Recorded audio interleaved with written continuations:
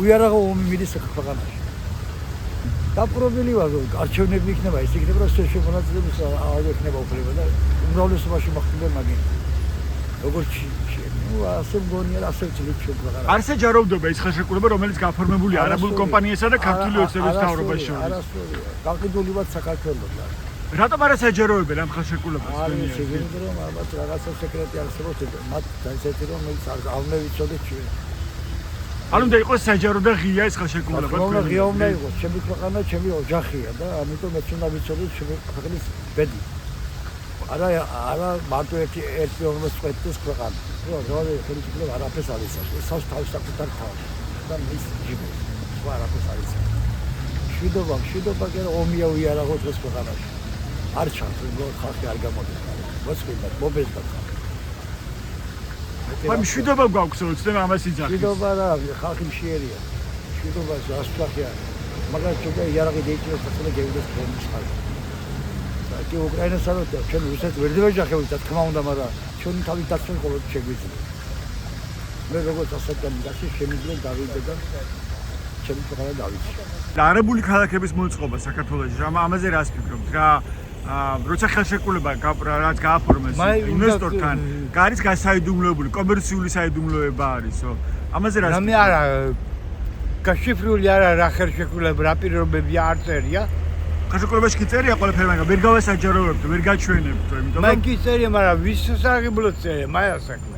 значит რაღაც ვერ რატომ არ ასაჯაროვებენ? რაღაც значит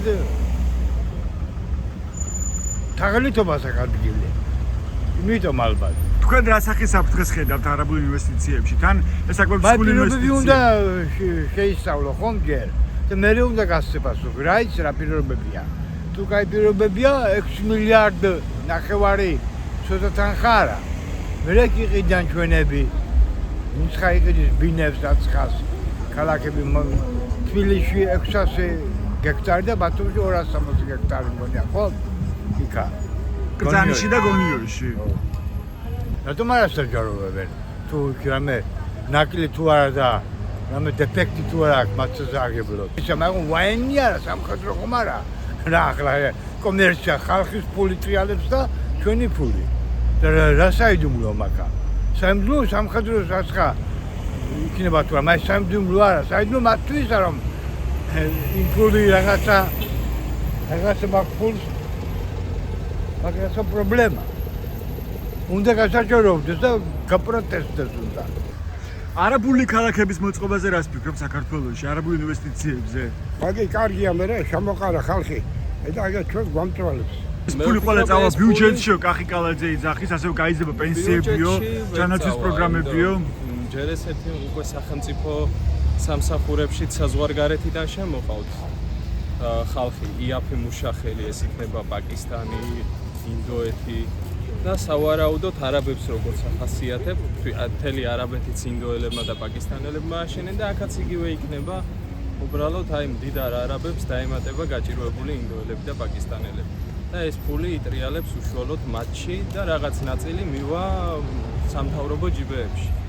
ჩვენამდე ვერაფერი ვერ მოაღწევს სამწუხაროდ. ხედავთ თუ არა თქვენ რაიმე სახის საფრთხეს, როცა არ საჯაროვდება ხელშეკრულება ქართული ოცნების მთავრობასა და არაბულ კომპანიას შორის ამ დროს ამ მოცემულობაში ხედავთ თუ რაიმე სახის ეს ხელშეკრულება ცნობილი უნდა იყოს ჩვენი ქვეყნის მოქალაქეებისთვის. ღიად. კომერციული საიდუმლოება არისო ქართული ოცნების მთავრობა ამბობს. მე ხომ ასე დეტალებში ვერ ჩავწლები, მაგრამ მიმაჩნია რომ ქვეყნის მოსახლეობამ ამის შესახებ უნდა იცოდეს. არასაჯაროებს, იმიტომ რომ კორუფცია. უნდა შემოვიდეს ინვესტიციები.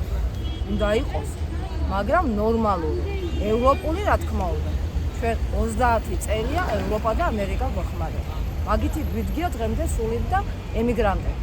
აგერ წყალზე გამოყოფილიყო ამდენი გერმანიამ გამოყო, წავდა კორუფციაში. მოსახლეობას არ მოხმარდა წყალი, მე მაგათაც ფერიაში ვცხოვრობ, წყალი არ აქვს. საღამოთი მოდის მარტო.